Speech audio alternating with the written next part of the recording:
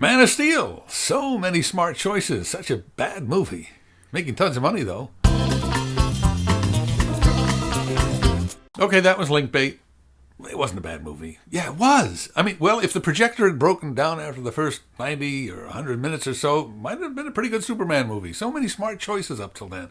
The look of Krypton, the architecture, armor, weapons, sinuous, organic, alien.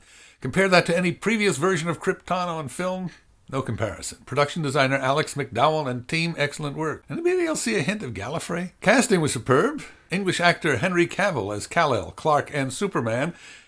I hope that wasn't a spoiler, was it? Nah. In this version, even Lois knows Clark is Superman. Anyone grumbling that Supes is played by a Brit, just shut it now, because A, he's great, B, he's gorgeous, and C, that he is from somewhere else is the whole point of the movie.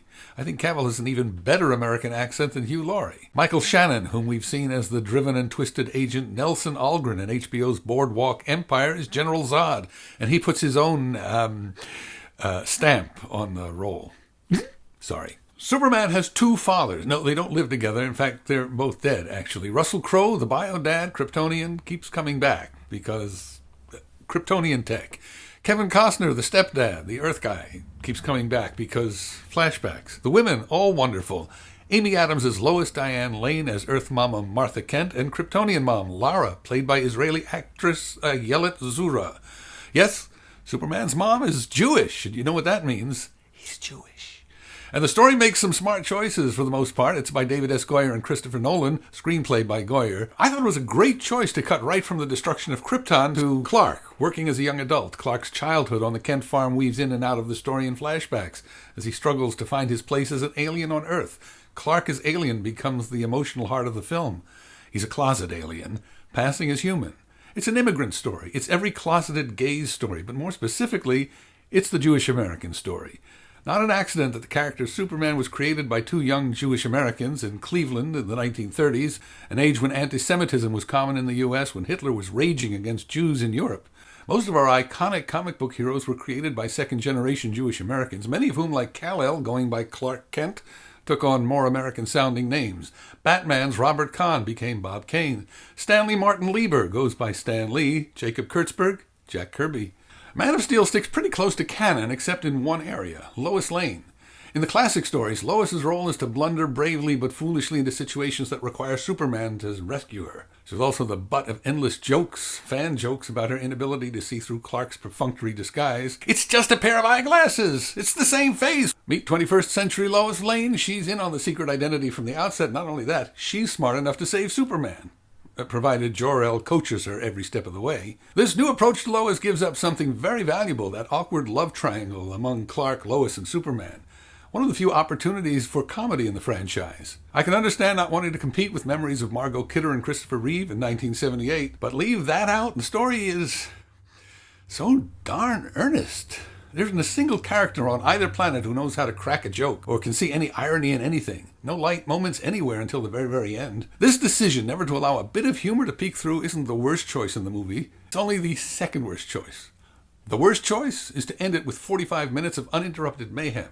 Yeah, I know a comic book movie has to end with a battle. Audiences pay good money to see the CGI effects houses take over from the actors. But 45 minutes of unrelented bash, crash, crash, crash. Really? That's the length of an entire episode of Doctor Who. It's 6 Roadrunner cartoons. Granted, the ballistics of Superman's battle with Zod are spectacularly well worked out. MrRepzion says it's the way he always wanted a Superman versus supervillain battle to look. But over and over and over, pow, zoom, crash, pow, zoom, crash. The last 45 minutes isn't a movie, it's an effects reel. By the way, can anybody hum the Hans Zimmer theme? I'll bet you know the one John Williams wrote in 1978. Until next time, I'm Mikola.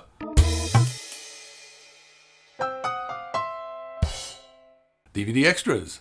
In 1940, before the United States had entered World War II, the editors of Look magazine commissioned Superman's creators to do a spread on how Superman would win the war. This was only 2 years after the character first appeared in Action Comics #1, before he had made it to the big screen. Hitler's propaganda minister Goebbels saw the issue and denounced Jerry Siegel as intellectually and physically circumcised. Class act, that Goebbels. I'll link you to Look and to Goebbels. If you want to look into what people say about Superman being Jewish, I have lots of good links for you in the description. A couple of books about the American Jewish origins of comic book superheroes.